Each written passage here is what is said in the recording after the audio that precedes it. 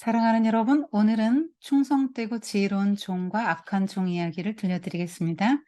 예수님께서는 감람산에서 제자들에게 종말의 징조에 대해서 말씀을 해주셨는데, 그 감람산 설교의 마지막 부분에 네 가지 비유를 해주셨어요. 오늘 이 비유는 그 첫 번째 비유에 해당합니다. 주인이 있었는데요. 그 집 사람들을 종들에게 맡기고 떠났어요. 충성되고 지혜 있는 종은 때를 따라 그 맡은 자들에게 양식을 나눠주고 주인을 기다렸습니다. 악한 종은 주인이 더디오리라 생각하고 그 맡긴 종들을 막 때리기도 하고 술 친구들과 더불어 먹고 마시고 놀았어요. 근데 주인이 갑자기 왔어요. 그 충성되고 지혜로운 종은 주인의 모든 소유를 맡게 되는 축복을 받게 되었고요. 그리고 악한 종은 심한 매를 맞아요. 그리고 외식하는 자들이 받는 그 형벌을 받게 되었다는 이야기입니다. 이 비유의 핵심은 주님이 언제 재림할지 모른다는 거죠. 그래서 제자들은 신실한 태도로 늘 깨어서 주님이 맡겨준 그 일을 하면서 기다리라는 거예요. 주님이 감람산에 승천하실 때 제자들에게 이제 사명을 주셨죠. 그 임무를 맡기셨어요. 그래서 예수님께서 당부하신 대로 제자 공동체는 이제 하나님 나라 복음에 충성되게 이제 살아야 되는 거죠. 이것이 비유기 때문에 이제 의미하는 게 있는데, 주인은 예수님, 종은 제자들, 집은 공동체, 그 다음에 주인이 집을 비우고 떠났다는 거는 초림과 재림 사이의 기간을 말하고요. 주인이 종에게 다른 종들을 맡겼다 할 때는 이 종에게 다른 종들을 돌볼 권한을 위임했다는 것입니다. 주인이 갑자기 돌아온 건 재림의 때는 알 수 없다. 그 다음에 충성되고 지혜로운 종은 자신의 사명을 알고 주인이 없는 동안에 주인의 뜻을 따라 충성되게 책임 있게 산 종을 말하고요. 때를 따라 양식을 나눠줬다. 이거는 하나님 나라 복음을 전했다는 얘기겠죠. 주인이 그 모든 소유를 저에게 맡겼다. 그래서 큰 보상을 줬다는 거예요. 이제 더 큰 책임, 더 큰 권한으로 이제 영광스럽게 종을 이렇게 만들어 놨습니다. 그리고 일시적인 권한이었는데 영구한 그런 역할을 이제 맡게 되는 거죠. 악한 종은 이 외식하는 자의 벌을 받았다고 했기 때문에 외식자라고 본다면 이 사람은 껍데기로는 믿는 사람처럼 보이지만 실제로는 믿지도 않고 주인을 사랑하지도 않고 주님의 재림을 기다리지도 않는 이런 사람들을 말하죠. 근데 이걸 지금 누구에게 말하고 있습니까? 제자들에게 말하고 있잖아요. 그럼 제자들도 말세에는 이런 위험에 빠질 수도 있다는 거죠. 주인이 더디오리라. 이거는 재림이 지연된 걸 말하고요. 그 동무들을 때렸다. 이건 뭐냐면 공동체 사람들을 맡겼는데 주인의 그 마음은 그 사랑과 긍휼과 자비의 마음으로 잘 때때로 양식 주면서 그들을 잘 돌보는 건데 오히려 이 사람은 약자를 학대했다는 거죠. 그리고 술 친구들과 이렇게 놀면서 더불어 먹고 마시다 이랬는데 이 사람은 뭐 주인이 시킨 일하는 것보다 술 친구들하고 놀고 먹는 게 더 좋았겠죠. 이 말은 뭐냐면 술 먹으면 기분이 좋대요. 그처럼 내 육신이 기분 좋아할 만한, 그러니까 세상이 주는 쾌락을 추구하면서 살았다는 말이죠. 여기서 술은 굉장히 다양한 걸로 대치할 수 있어요. 내가 그것에 푹 빠졌는데 그것이 나를 행복하게 해줄 거라고, 하나님 이외에 이것이 나를 행복하게 해줄 거라고 푹 빠진 그것이 이제 술입니다. 자, 이들은 외식하는 자의 받는 율에 처한다 이랬는데 이게 유대 종교 지도자들이 이 외식하는 자잖아요. 그래서 이게 제자들에게 주어졌다는 게 굉장히 놀라운 거죠. 그러니까 제자들도 제자 공동체에 속해 있다고 해서 구원받는다는 거는 아니라는 거죠. 유대 종교 지도자들 운명에 처할 수도 있다는 얘기예요. 오늘날 우리가 교회 다닌다고 해서 구원받는 것은 아닌 것과 마찬가지죠. 예수님께서는 깨어있으라, 충성해라 이런 요구를 하시는데요. 한번 글자로 한번 충성에 대한 이해를 해볼까요? 이것은 뭐냐면 지금 때가 어느 때인가를 먼저 설명을 할게요. 유대인들의 생각이에요. 유대인들은 지금 이 세상은 죄와 죽음이 지배하고 악이 횡행하고 사탄이 지배하는 세상이지만 메시아가 오시면 이런 좋은 세상이 온다. 그래서 이게 딱 분리됐다고 생각했거든요. 근데 이제 그 기독교인들은 그렇게 생각하지 않았어요. 초대교회. 자, 이게 이 세상입니다. 이 그림은 성경은 드라마다 하는 책에서 따왔습니다. 자, 이 그림, 이건 이 세상이에요. 요거는 하나님의 나라에 오는 세상입니다. 그런데 아직 완전히 오진 않았어요. 언제 왔냐?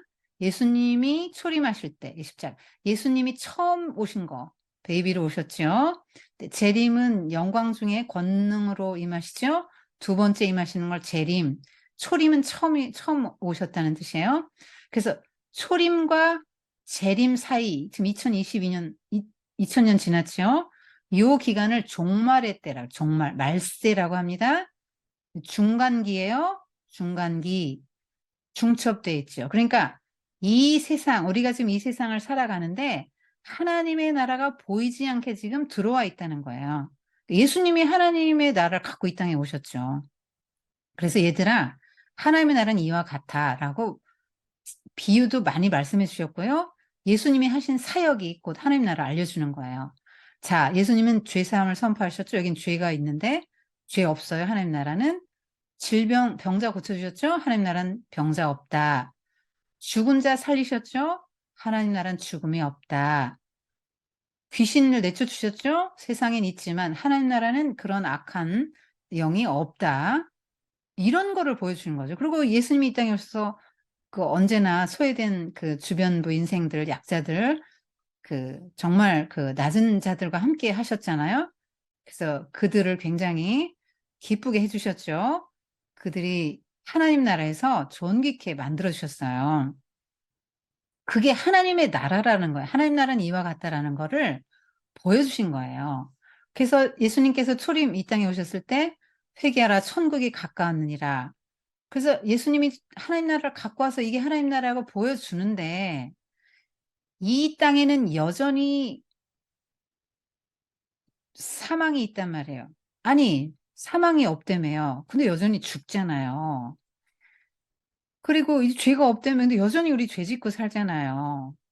성령의 이 다스림, 성령 안에서 살아가는 나라라며요. 근데 우리는 여전히 사탄의 그 공격을 받고 유혹을 받고 살잖아요. 여기는 죄가 없다며요. 근데 여전히 우리는 죄 짓고 산단 말이에요. 근데 하나님 나라가 이미 왔는데 왜 그런 게 있냐? 그때 이제 그걸 설명해 주는 거예요.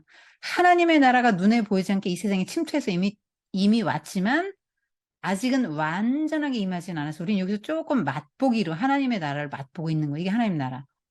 오는 세상이에요. 이게 하나님이 통치하시는 앞으로 올 새로운 세상, 새하늘 새 땅입니다. 분명히 하나님이 성경에 약속했기 때문에 새하늘 새 땅을 우리에게 줄 거예요. 그래서 예수님께서 오셔서 십자가에 죽으셨는데 부활하셨죠. 그 부활체는 뭐예요? 여기서 이 세상에 사는 사람 누구나 다 죽죠. 근데 이 부활체는 이 오는 세상, 새하늘 새 땅에서 살아갈 새로운 몸이에요. 죽지 않아요. 그래서 이건 중간기고 우리는 지금 이 시대를 살고 있습니다. 근데 어떻게 살아야 됩니까? 자, 하나님의 나라가 예수님께서 알려주신 하나님의 나라는 이런 원리로 이루어졌고 이런 거고 이런 거고 새로운 질서야. 새로운 윤리를 갖고 살아야 돼. 그러셨죠? 그러면 이때부터 우리 하나님 나라에 이렇게 쏙 들어왔잖아요. 우리 하나님 믿죠? 하나님 나라에 들어왔어요. 우리는 예수님 믿어요. 자, 그러면 하나님 나라 원리를 우리는 예수님에게 배워서 알잖아요. 그럼 이 땅에서부터 살고 이 땅에서부터 지금 이 죄와 죽음과 악과 사탄이 지배하는 세상을 하나님의 나라로 여기서부터 만들어 가라는 거예요. 그런 사람이 이 하나님의 나라의 모든 영생, 모든 그 축복을 누리게 된다는 거죠. 그래서 이 하나님 나라 윤리, 하나님 나라의 그 질서를 따라서 우린 지금부터 이 땅에서부터 살아야 돼요. 그리고 이 하나님의 나라를 우리가 항상 소망하며 살아야 됩니다. 그러니까 이 땅에서는 예를 들면 가족이 누가 죽을 수 있죠. 사별의 고통이 가장 크죠.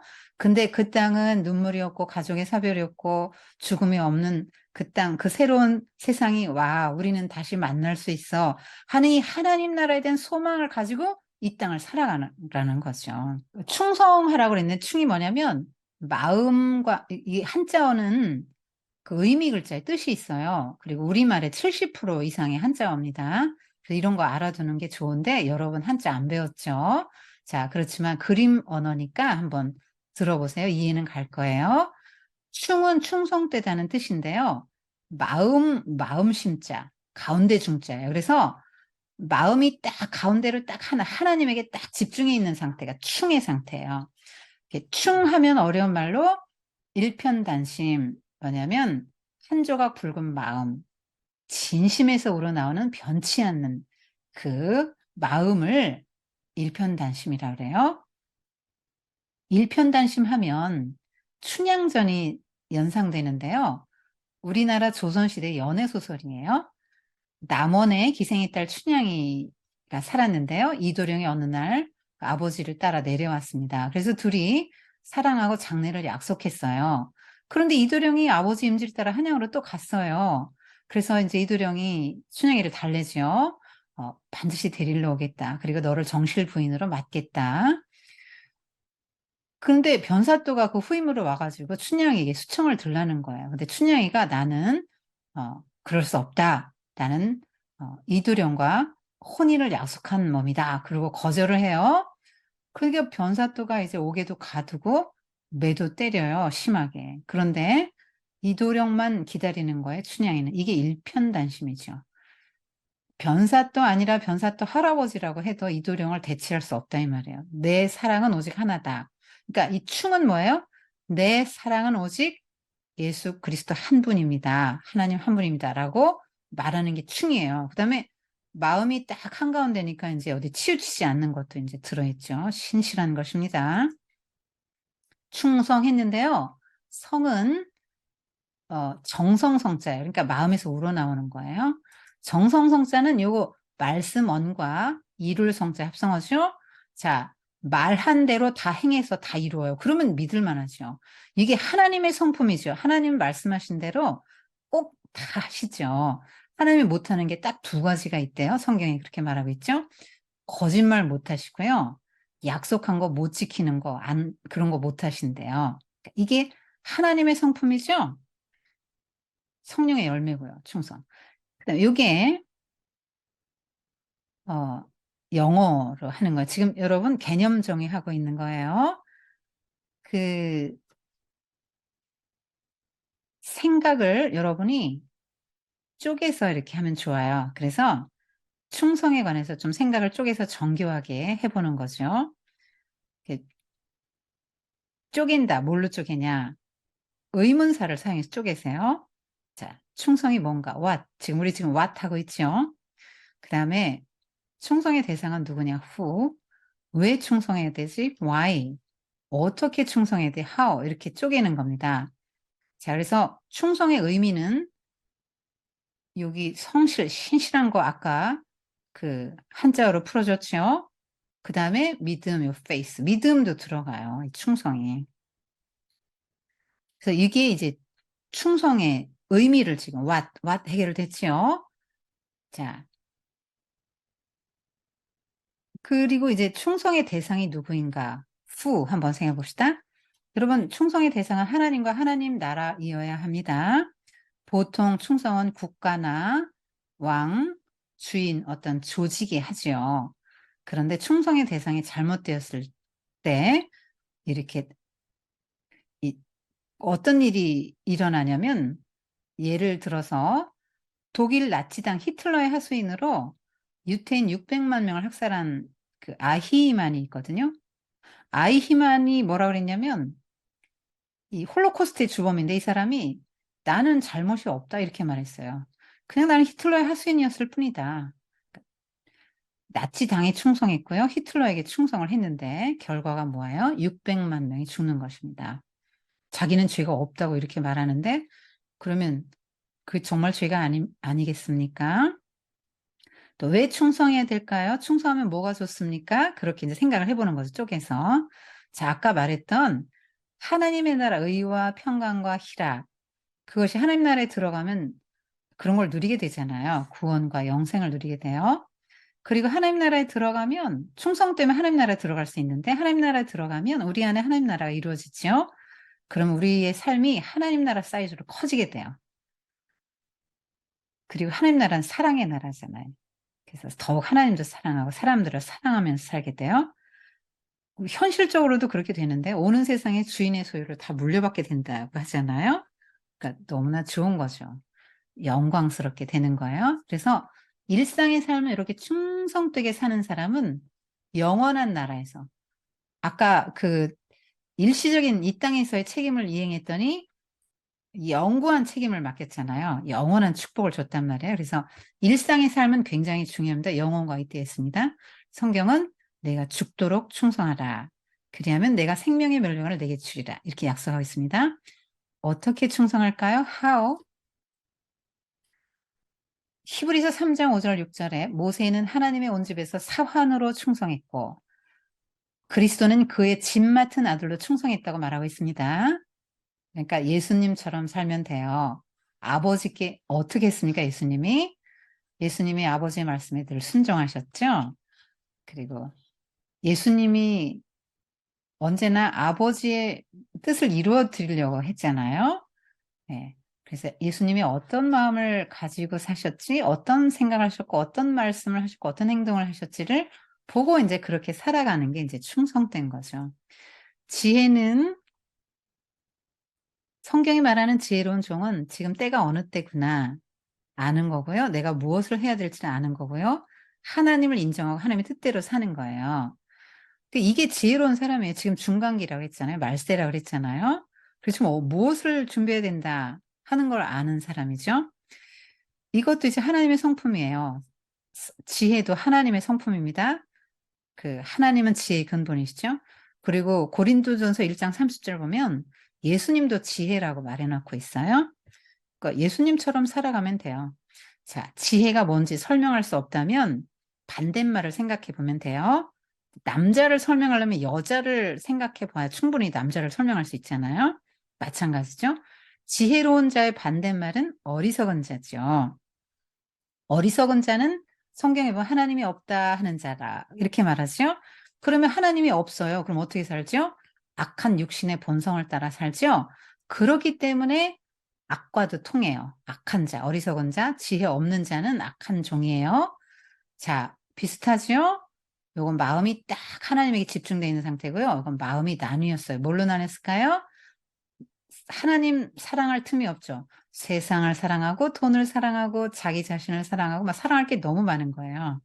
세상을 사랑한다는 게 무슨 말일까요? 세상이 너무 매력적이라서 세상이 주는 쾌락에 마음을 다 뺏겼다는 얘기예요. 세상이 나를 언제 즐겁게 하죠? 세상이 주는 쾌락이 뭐죠? 돈을 많이 벌면 좋잖아요. 명예를 얻으면 좋아요. 높은 자리에 올라가면 좋고요. 세상 지식을 많이 얻어서 박사가 되면 좋잖아요. 그 다음에 내가 막 사고 싶은 걸 샀고요. 또 먹고 싶은 걸 먹고요. 또 뭐 하여튼 육체의 욕망이 충족되면 하여튼 즐겁잖아요. 그런 게 내 인생의 목적 전부인 것처럼 살아가는 상태를 말하는 거죠.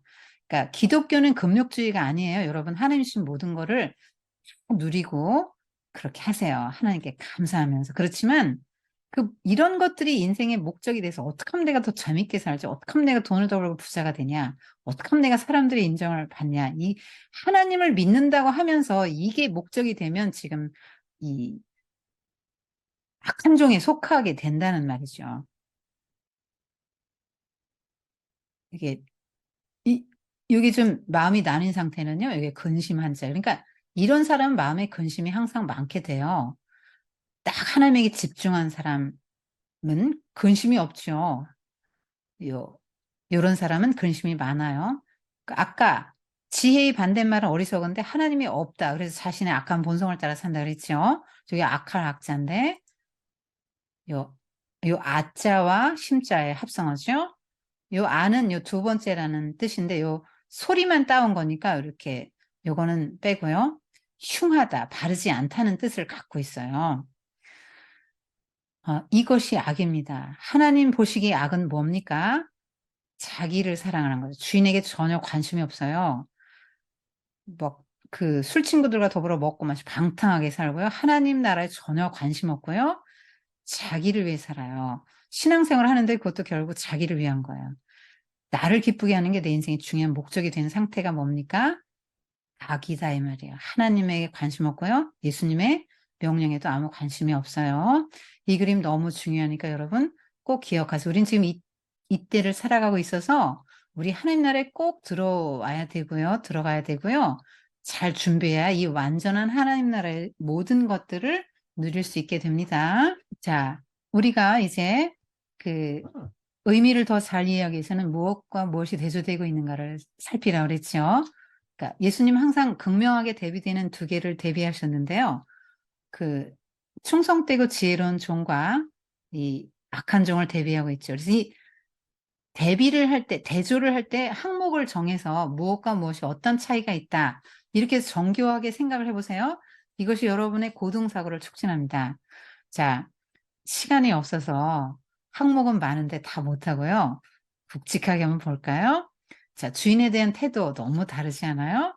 주인을 인정하고 순종하고 착하고 충성되고 이 지혜로운 종은 주인의 뜻대로 행하고 주인을 사랑해요. 근데 이 사람은 주인을 무시하죠. 주인의 말을 순종하지도 않아요. 주인의 뜻과 무관하게 자기 뜻대로 살죠. 그리고 인생의 목적이 달라요.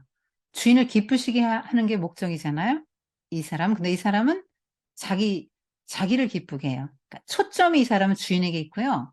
이 사람의 초점은 자기에게 있기 때문에 그래요. 직무에 임하는 태도도 너무 다르죠. 이 사람은 성실하게 하라는 일을 다 했죠. 때를 따라서 양식을 나눠주고 말씀 전하고 그렇게 살고 이 땅에 하나님 나라를 실현하기 위해서 살았어요. 그런데 이 사람은 오히려 약자를 괴롭히고 이게 하나님 나라 해치는 거잖아요.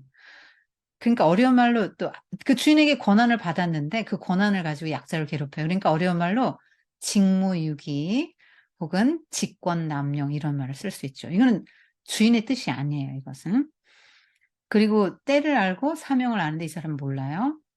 그리고 재림을 기다리는 태도도 이 사람의 초점은 미래, 주인을 만날 그날 있는데요. 그래서 주인을 만날 때 그 주인에게 칭찬받기 위해서 더 열심히 살아요.